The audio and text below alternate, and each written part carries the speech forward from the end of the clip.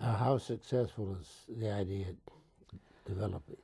Uh, we use a few examples in the book, such as the Saturn Corporation, where all decisions except capital investment are made jointly and by consensus between union and management. There are several other locations, very few. Yeah. There's one called Harvard Industries in New Jersey, University of Hawaii, Magma Copper. But the idea of worker involvement and worker empowerment and bringing that kind of democratic spirit into the workplace has grown like topsy, and today there are literally hundreds and hundreds of situations in which there is that joint action. Looking back over years in the labor movement, would you consider that one of your main accomplishments, or do you want to mention other main accomplishments? I don't know that you can talk about a main accomplishment. Let me put it this way. Yes, I'm very proud of having generated interest in this and worked on it, and still am, by the way. Fundamentally, the purpose of a union, as you know, is to organize the unorganized and then educate the organized, but essentially to improve living standards, working conditions, benefit structures, and to see to it that industrial democracy, in the sense that democratic values are brought into the workplace as they exist in the democracy at large, takes place. And in that regard, I would say that what we have done in the UAW and what has been done in other unions has been essentially targeted toward bringing democratic values into the workplace, where workers, through their solidarity, have an opportunity to improve their lot. This is what unionism is all about, and this is what I feel proud of being a part of. Now let's go beyond this. I remember at the end of World War II, Walter Reuther was saying wage increases with no price increases. Yes. I assume you were part of the development of that concept. Can you tell how that came about, how the idea was developed? There must have been a lot of statistical work to come to that conclusion, and I know you were part of it. Can you expand on that? Well, I wasn't exactly part of it in the sense of being in Detroit, because when the issue arose following the end of World War II, when the 1945-46 negotiations were underway, and we had a lengthy strike at that time against GM, I was still working at that time in the out of the regional office on the East Coast, out of the New York office, and I covered, all the way from Philadelphia up to Boston in my service assignment. However, the issue of a wage increase without a price increase was at the top of the agenda during that strike. And Walter's argument essentially was that the wage increase that we asked for would be made up by productivity increases. As a matter of fact, even more higher rates of productivity growth than the wage increase would have accounted for.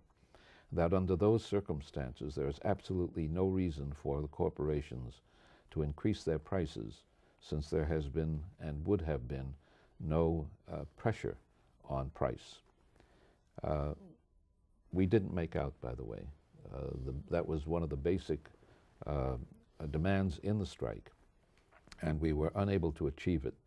One reason was that in the steel industry, the Steelworkers Union settled for a wage increase at that time of 18.5 cents an hour without any reference to pricing at all. And the IUE, or the old UE at that time, it was before the IUE was organized, the old UE settled similarly. And that put the heat on and the pressure on us in the UAW to settle for the same amount. Did the World Labor Board go along with that, or was that involved? No, the World Labor Board was not involved at that time. This was following the war, and this was during the period of a strike which lasted 113 days against General Motors. What was the relation of Walter with other labor leaders? Phil Murray, George Meany, Gus Shaw, other people like that? That's a pretty general question. At that time, of course, we were not in the AFL as a merged organization. We were the CIO, and close relationship with Phil Murray as president of the CIO. We had good relations generally within the CIO unions, although one of our problems was with the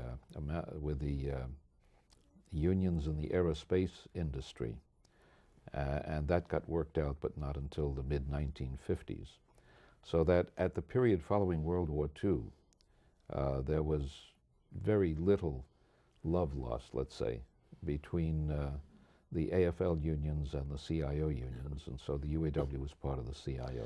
Now, the other thing's a matter of unity in the UAW. Basically, and I talked about this with Doug Frazier, and it was a good friend of yours we interviewed.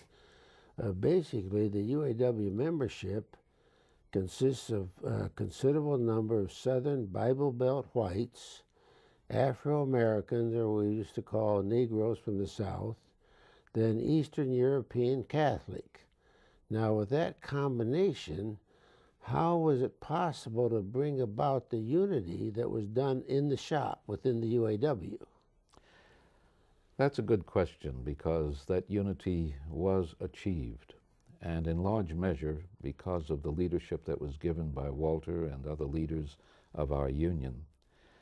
I would put it this way, because I did a lot of inquiry myself and talking with folks about it. I did work in the South, and I've come to the conclusion that the reason why it was possible to get the Southern white anti-Negro, as we called it at that time, point of view to solidify behind the program of the Union was essentially that we were doing so well in terms of building up good living standards, decent working conditions, good solid benefits, which came about over a period of time, that those who were the bigots, so to speak, were willing to accept the Union and support the Union, even though we were the most active of the unions in the civil rights struggle.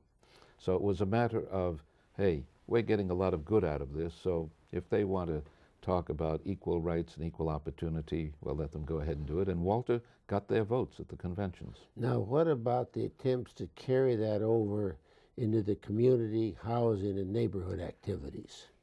We were very active in that. As a matter of fact, Walter gave a lot of leadership to these community-wide issues, these broad social issues, as a person who had a social vision as part and parcel of the vision of unionism. And so, yes, our union was involved in developing low-cost housing, deeply involved in the civil rights struggle in relationship with Martin Luther King, and even preceding that in the whole civil rights arena. As I say, the acceptance of this nationwide within the Union, although there were hesitancies, as you can well imagine, was based, I think, essentially on the fact that we did so well as a union in meeting our obligations toward the members, that members were willing to accept what they disagreed with in terms of social issues. And now, they did. Did the idea of working together was quite well established in the shop? How well did that carry over into housing and community activities?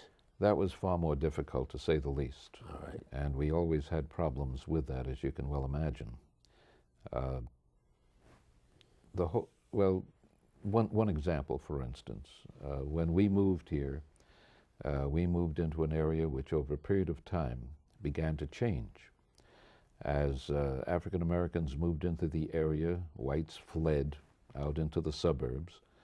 We tried our very best to maintain a system in which there would be that kind of understanding and appreciation for living together and working together. Very, very difficult to achieve. And the union itself was deeply involved in these efforts, as well as we as individuals. In the final analysis, it didn't work that well.